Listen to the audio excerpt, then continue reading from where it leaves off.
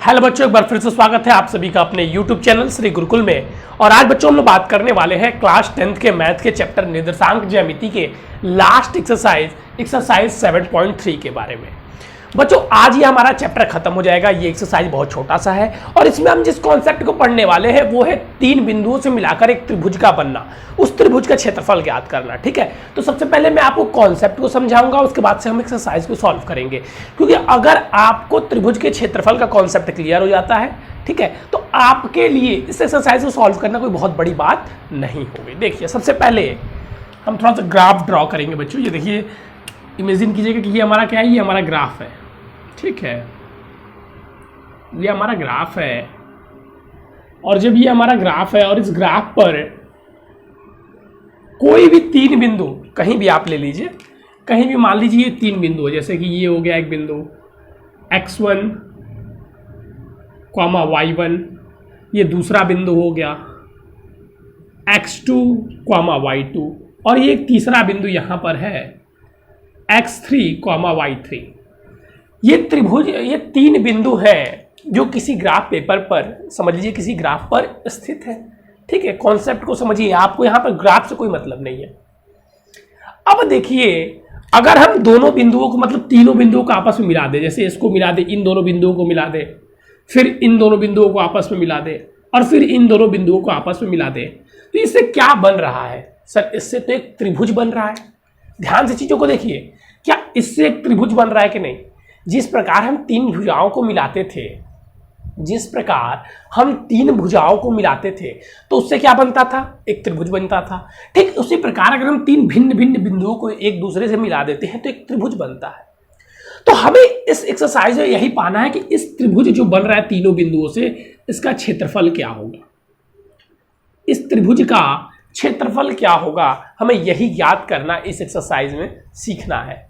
ठीक है, तो हम इस क्षेत्रफल के लिए बच्चों एक फॉर्मूला होता है जो मैं भी लिख रहा हूं, उस फॉर्मूले को हम लोग पढ़ेंगे। उस फॉर्मूले का डिराइवेशन हमारे कोर्स में नहीं है, बस फॉर्मूला हमारे लिए है, बस हमें फॉर्मूला पढ़ना है। तो देखिए, तीन बिंदुओं से मिलकर, लिख लीजिएगा, तीन बिंदुओं से मिलकर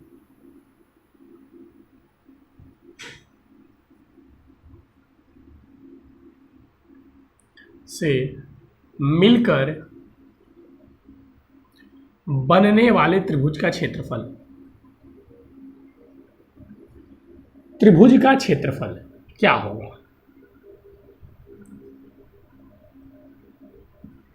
देखिए बच्चों, बहुत आसान है। अगर किसी त्रिभुज की हम बात करें जिसकी हमें आधार और ऊंचाई दी हुई है, तो क्या होता है क्षेत्रफल? सर 1/2 आधार गुणे ऊंचाई। और यहां पर जो हमारा फॉर्मूला होगा वो क्या होगा बच्चे? 1/2 का 1/2 रहेगा। ब्रैकेट में आपको सबसे पहले देखिए x1 लिख लेना है। क्या लिखना है? x1। और फिर होगा बच्चों y2 माइनस y3, फिर प्लस x2, फिर बच्चों y3 माइनस y1 और फिर बच्चों x3 plus x3 y1 minus y2 और ब्रैकेट क्लोज। ये है हमारे त्रिभुज के क्षेत्रफल का फॉर्मूला। अब प्रश्न उठता है, कुछ बच्चे कहते हैं सर किसको x1 y1 माने, किसको x2 y2 माने? तो किसी को भी आप मान सकते हैं पहले इसको, लेकिन जिसको मानेंगे सबके लिए वही होगा। इसको आप 1 2 3 मान लीजिए या इसको मान लीजिए, आप किसी को भी मान सकते हैं। ये फॉर्मूला होता है। क्या फॉर्मूला होता है सर? x1 ब्रैकेट में y2 minus y3 plus x2 bracket में y3 minus y1 plus x3 bracket में y1 माइनस y2 और इन मल्टीप्लाई में क्या रहेगा? सबके 1/2। तो ये किसी तीन बिंदुओं को मिलाकर बनाने वाले, तीन बिंदुओं को मिलाए अगर हम, तो बनने वाले त्रिभुज का जो क्षेत्रफल का फॉर्मूला होता है वो क्या होता है बच्चों? ये होता है। इसी की सहायता से हम इस एक्सरसाइज के सभी प्रश्नों को हल कर सकते हैं। ठीक है, इसी की सहायता से हम सभी प्रश्नों को हल कर सकते हैं। एक कॉन्सेप्ट और यहाँ पर ध्यान में रखिएगा। अब कुछ बच्चे कहते हैं कि सर अगर एक बिंदु यहाँ पर है, एक बिंदु यहां पर है और एक बिंदु यहां पर है, ध्यान से कॉन्सेप्ट समझिएगा, इससे भी प्रश्न पूछता है। अगर सर हम इन तीनों बिंदुओं को मिलाते हैं तब तो सर कोई त्रिभुज बनता ही नहीं है, कोई त्रिभुज बनता ही नहीं है। तब सर इस स्थिति में आप कैसे कह सकते हैं कि तीन बिंदुओं को मिलाने वाली रेखा से मिलाने वाले बिंदुओं का जो त्रिभुज का क्षेत्रफल होता है ये होता है। तो बच्चों उस कंडीशन में जहां पर तीन बिंदुओं को मिलाने पर, एक बिंदु यहां पर भी था ना, तीन बिंदुओं को मिलाने पर त्रिभुज नहीं बनेगा, उस स्थिति में जो आपके इस त्रिभुज का क्षेत्रफल आएगा वो क्या होगा, 0 होगा। जो त्रिभुज का क्षेत्रफल आएगा वो क्या होगा, 0 होगा। याद रखिएगा इस कॉन्सेप्ट को भी। अगर तीन बिंदु एक ही रेखा में स्थित है, तीनों बिंदु संरेख हैं, जिसे हम संरेख कहते हैं, तो जो त्रिभुज का क्षेत्रफल होगा वो क्या होगा, 0 होगा। इसको भी नोट पॉइंट बना के लिख लीजिएगा कि यदि तीनों बिंदु संरेख हैं तो त्रिभुज का क्षेत्रफल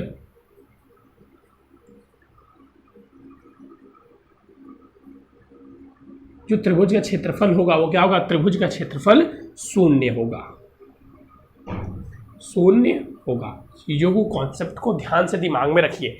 इतना कर लीजिए तो हम लोग एक्सरसाइज की ओर चलेंगे।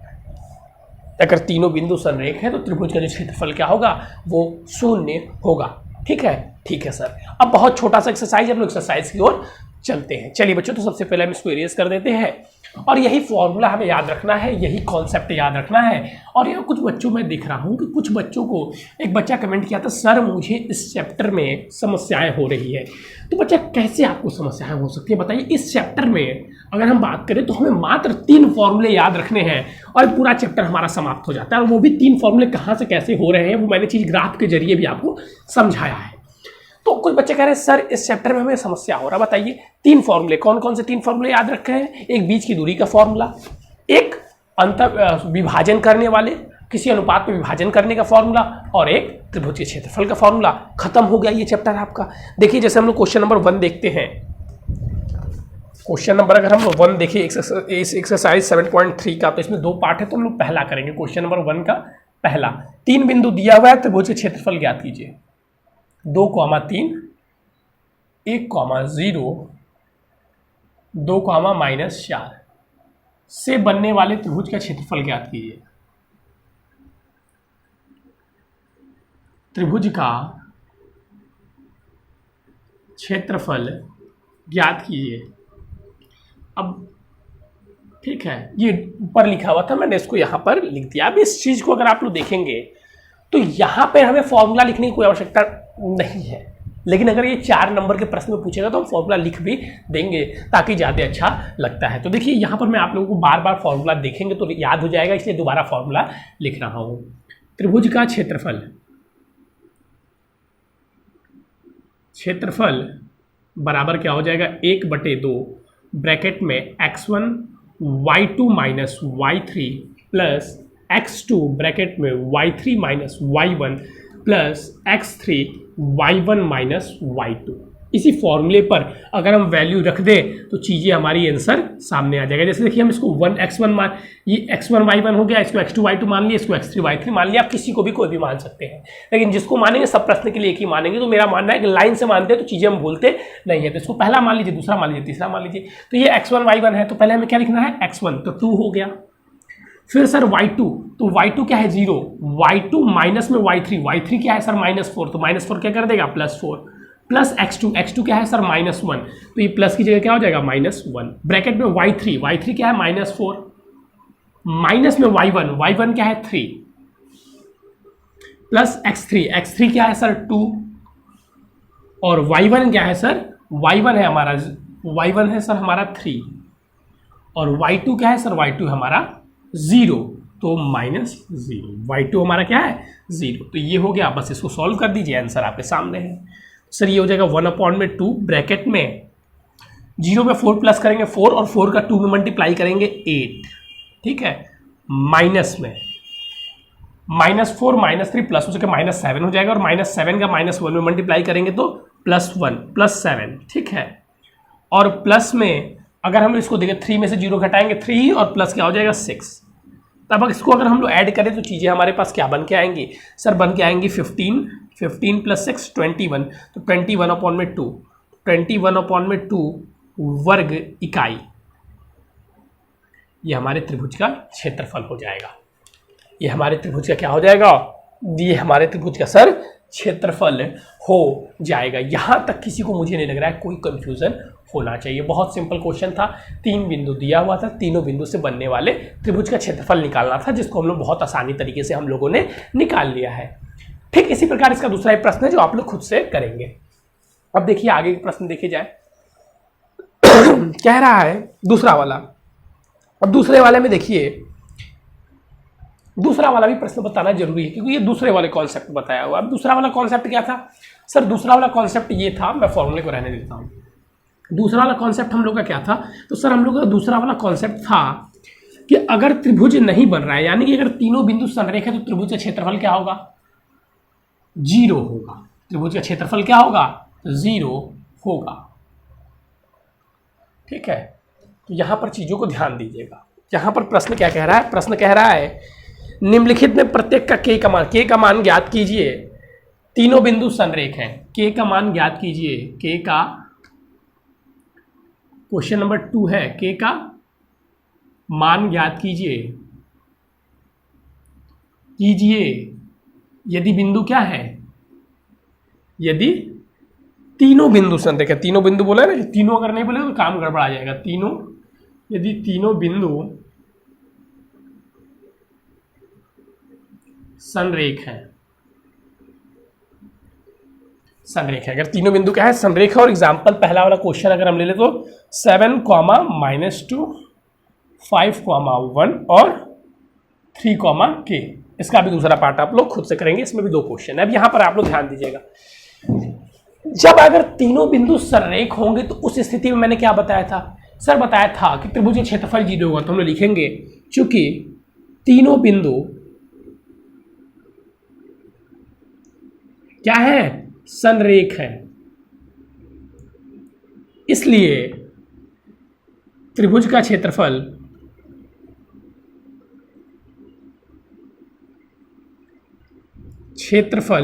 बराबर में 0। अब यहां पर 0 लेके बस चलिए 1/2 ब्रैकेट में मान रख दीजिए। x1 क्या है यहां पे सर? 7, और फिर y2 क्या है सर? 1, माइनस में y3 क्या है? k, प्लस x2 क्या है? 5 सर। y3 माइनस y1, तो y3 क्या है? k, y1 क्या है सर? -2, तो +2 हो जाएगा, और प्लस x3 क्या है? 3, और फिर सर y1 माइनस y2, तो y1 क्या है सर? -2, और माइनस y2 क्या है सर? 1 हो गया। इसके इक्वल टू हम लोग को 0 रखना है। अब अगर हम 2 का उधर मल्टीप्लाई करेंगे तो क्या हो जाएगा? सिंपल सी बात है सर, 0 हो जाएगा। तो इसको सॉल्व कर लीजिए। तो सर 7 - 7k प्लस में 5k + 10 प्लस में इसको करें तो -3 हो जाएगा। तो -3 और -3 मल्टीप्लाई होकर -9 बन जाएगा, और ये 0। अब k वाले को अलग जोड़िए और घटाइए, और बिना k वाले को अलग जोड़िए घटाइए। सिंपल सी बात है। तो जोड़ लीजिए सर 7k + 5k, ये हो जाएगा सर -2k। ठीक है, अब देखिए -9, तो यहाँ पे +10, तो यहाँ पे 1 बचेगा, और +1 8, तो +8 = में 0। k वाले को उधर ले जाइए तो हो जाएगा सर 2k = में 8, तो k = हो जाएगा 8/2 4। तो k की वैल्यू क्या आ गई? k की वैल्यू 4 आ गई। यही हमारा क्या है? यही हमारा आंसर है। तो इसमें दूसरा कॉन्सेप्ट यूज हुआ है, और उस कॉन्सेप्ट क्या था? वो कॉन्सेप्ट था कि जो त्रिभुज की जो तीनों बिंदुएं हैं वो क्या है? संरेख है। तो k का मान क्या कीजिए। आपसे यहां पर कहीं क्षेत्रफल का जिक्र नहीं किया हुआ है, आपसे यहां पर कभी भी क्षेत्रफल का जिक्र नहीं किया हुआ है। यहाँ पे जिक्र क्या किया है कि जो तीनों बिंदु हों वो संरेख है, और जब संरेख होंगी तो जो त्रिभुज का क्षेत्रफल होगा वो क्या होगा? 0 होगा। तो इस स्थिति में हम त्रिभुज का क्षेत्रफल 0 रख के यहाँ से k की वैल्यू को निकाल सकते हैं, जो कि हमारे लिए साधारणतः बहुत ही आसान है। समझ में आया? जी सर, समझ में आया। चलिए तो जल्दी से इसको कर लीजिए, फिर देखते हैं अब कौन सा क्वेश्चन हमको करना है।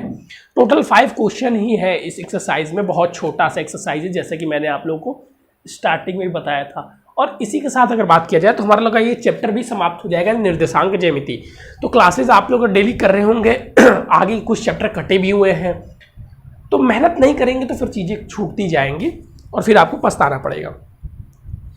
शीर्ष वाले त्रिभुज की भुजाओं के लिए मध्य बिंदु से बनने वाले त्रिभुज का क्षेत्रफल ज्ञात कीजिए। मध्य बिंदु का निर्देशांक निकालना आप लोगों को आता है, ठीक है। तो ये तो मैं बताने से रहा, उस चतुर्भुज का क्षेत्रफल ज्ञात कीजिए जिसके शीर्ष इसी क्रम में है।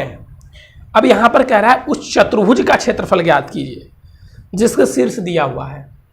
तो ये भी बहुत ज़्यादा हार्ड नहीं है, बता रहा हूँ, ये भी बताऊंगा और थर्ड वाला भी बताऊंगा कैसे करना है, दोनों बताऊंगा, चिंता मत कीजिए आप लोग, ये मत सोचिएगा सर ऐसे ही कर दे रहे हैं।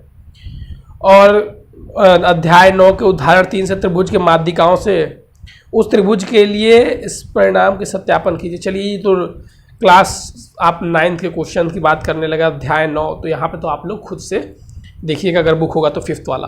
तो थर्ड वाला और 4th वाला क्वेश्चन को पहले आप लोगों को यहाँ पे मुझे समझाना है, ठीक है। पहले मैं समझाऊंगा, उसके बाद से उसमें दोनों में से कोई एक बताऊंगा। चलिए यहाँ पर देखिए, मैं देखूंगा तो दोनों ही बता दूंगा, लेकिन पहले यहाँ पे कॉन्सेप्ट को समझिए। थर्ड फोर्थ का कॉन्सेप्ट क्या है, कह रहा है क्वेश्चन में तीसरा वाला, दोनों समझाऊंगा और करेंगे आप लोग खुद से, क्योंकि करेंगे आप लोग नहीं ना तो कॉन्सेप्ट आप लोग का कर देंगे, मैं ही कर दूंगा, उसमें कोई बहुत बड़ी बात नहीं है। लेकिन आप लोग कॉन्सेप्ट जो हम चाहते हैं कि जितना क्वेश्चन आप लोग सॉल्व करेंगे, देखिए क्वेश्चन अच्छे हैं, ये आ सकते हैं, ठीक है। तीसरा वाला ध्यान दीजिएगा, इधर तीसरा वाला बता रहा हूँ। तीसरा वाला क्वेश्चन कह रहा है, लिखूंगा नहीं बस क्वेश्चन देखिएगा, उस के शीर्ष देखिए 3 बिंदु है, एक है 0, -1, एक बिंदु है मान लीजिए यहाँ पे A है, और ये एक बिंदु ये मान लीजिए, ये बिंदु कौन सा है 2, 1, और एक बिंदु यहाँ पे है। कह रहा है कि 0, 3, तो इस मध्य बिंदु से बनने वाले त्रिभुज की भुजाओं के मध्य बिंदु से बनने वाले त्रिभुज का क्षेत्रफल ज्ञात कीजिए, यही ना बोला है। छोटा फिगर मैंने बना दिया, थोड़ा सा और बड़ा बनाना चाहिए था। चलिए यहाँ पे और थोड़ा सा इसको हम लोग एक्सपेंड करते हैं ताकि आपको समझाने में, छोटा फिगर बन गया था। 0, 1 हो गया, एक बिंदु 0, -1, दूसरा बिंदु 2, 1, यहाँ पे बना दीजिए 2, 1, ये दूसरा बिंदु हो गया, और 0, 3 यहाँ पे कर दीजिए। पहले एक क्वेश्चन को समझिए, फिर हम लोग चौथे वाले पे आएंगे। कह रहा है तीसरे वाले प्रश्न में कि जो त्रिभुज आपके सामने, इसके मध्य बिंदु से बनने वाले त्रिभुज का क्षेत्रफल ज्ञात कीजिए। इसके मध्य बिंदु से बनने वाले, इस त्रिभुज की भुजाओं के मध्य बिंदु से बनने वाले त्रिभुज का क्षेत्रफल ज्ञात कीजिए। तो देखिए ये तो मैं बताऊंगा। देखिए सबसे पहले इनका मध्य बिंदु मान लीजिए ये है, ये मान लीजिए ABC है, तो ये मान लीजिए था D, और इसका मध्य बिंदु मान लीजिए है E, और इसका मध्य बिंदु मान लीजिए है F। तो कह रहा है इस त्रिभुज DEF का हमें क्षेत्रफल ज्ञात करना है, न कि ABC का। थोड़ी सी गला में थोड़ा प्रॉब्लम हो गया, कोई बात नहीं। देखिए यहाँ पे हमें इस DEF का जो क्षेत्रफल है वो ज्ञात करना है, यानी इस त्रिभुज का हमें क्षेत्रफल ज्ञात करना है। कैसे ज्ञात करेंगे सर, बहुत ही ईजी है। देखिए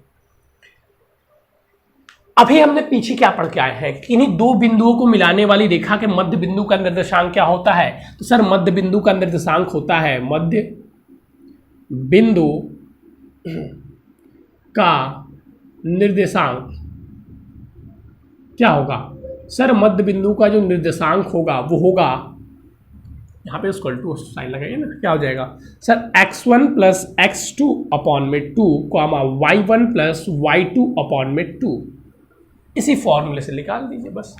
यहाँ पे देखिए मैं चाहूँ तो डायरेक्ट यहाँ पे लिख सकता हूँ। देखिए जैसे 0 और 2 को प्लस किए क्या आएगा सर, x1 और x2 यही ना, 0 2 को प्लस करने में 2 आएगा, 2 से डिवाइड कर दीजिए तो क्या आ जाएगा 1, और -1 और +1 को करेंगे तो क्या आ जाएगा 0, तो यहाँ पे भी क्या आ जाएगा 0, तो D की निर्देशांक हो जाएगा 0, 1, 0। फिर अगर इसका देखेंगे तो इसको प्लस कीजिए, 0 में 0 को प्लस करेंगे 0, x1 x2 का मान 0, तो x की वैल्यू 0 आ जाएगी। और फिर -1 + 3 को करेंगे तो क्या हो जाएगा सर, 2 आ जाएगा, 2 को 2 से डिवाइड करेंगे क्या हो जाएगा सर 1, तो यहाँ पे हो जाएगा 1, 0, 1, 2 को 0 में ऐड कीजिए क्या आएगा सर 2, और 2 को 2 से डिवाइड कीजिए क्या आएगा 1, और फिर देखिए 1 को 3 में ऐड कीजिए क्या आएगा 4, और 4 को 2 से डिवाइड कीजिए क्या आ जाएगा 2। इस फॉर्मूले की सहायता से मैं निकाल रहा हूँ, आप लोग यहाँ पे रख देंगे x1 का मान 2, x2 का मान 0, तो यहाँ से आप रख के निकालेंगे, ठीक है। इसके बाद से हमें क्या करना है, अब हो गया, अब इसके बाद से हमें इस त्रिभुज के क्षेत्रफल ज्ञात करना है। तो इस त्रिभुज के क्षेत्रफल का फॉर्मूला रख दीजिए आप लोग, क्या होता है त्रिभुज के सिर्फ क्षेत्रफल का फॉर्मूला। अब मैं यहाँ पे फॉर्मूला नहीं लिख रहा हूँ, डायरेक्ट फॉर्मूला मतलब रख के दिखाऊंगा, लिखूंगा नहीं। त्रिभुज के क्षेत्रफल का फॉर्मूला क्या हो जाएगा 1/2 x1, सर x1, तो यहाँ पे आप मान लीजिए ये x1 है आपका 1, तो ये x1 हो गया। अब ये x2 हो गया और ये x3 हो गया, तो ये x1 हो गया सर, तो x1 होता है सर y2 - y3, तो y2 आपका 1 है, माइनस में y3 सर 1 है, प्लस x2 क्या है सर 0, तो यहाँ पे आपको कुछ लिखने की जरूरत ही नहीं है, क्यों, यहाँ पे क्या होता है सर y1 माइनस, ऐसे तो सर यहाँ पे सर y3 माइनस y1 होता है, लेकिन यहाँ पे लिखने की जरूरत ही नहीं, कुछ भी होगा, कुछ जीरो में कुछ का भी मल्टीप्लाई करेंगे क्या हो जाएगा, जीरो हो जाएगा। तो जाहिर सी बात क्या होती है कि यहाँ बस आप डायरेक्ट जीरो भी लिख सकते हैं, y2 y1 छोड़िए, यहाँ पे डायरेक्ट आप जीरो भी लिखकर छोड़ सकते हैं, आगे बढ़ जाइए। डायरेक्ट जीरो आ गया यहाँ पे तो रख दीजिए, और y3 की वैल्यू आ जाएगी, x3 की वैल्यू 1। तो यहाँ पे क्या होता है सर y1 माइनस y2, तो y1 क्या है 0 माइनस क्या है y2 की वैल्यू क्या है 1। अब अगर आप इसको सॉल्व करेंगे तो चीज़ें क्या आएंगी 1,2, सर यहाँ पे आ जाएगा -1, तो सर -1, और सर यहाँ पे भी आएगा -1, तो यहाँ पे -1 तो ये सर -2 हो जाएगा, तो 1/2 इंटू में -2 काटेंगे तो हो जाएगा -1।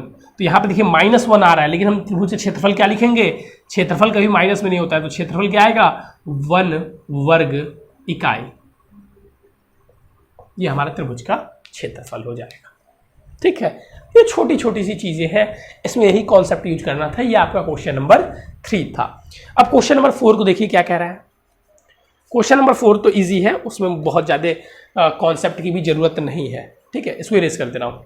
चलिए, और इसी के साथ बच्चों ये क्वेश्चन नंबर 4 के साथ आपका ये एक्सरसाइज और ये चैप्टर दोनों ही समाप्त हो जाएंगे।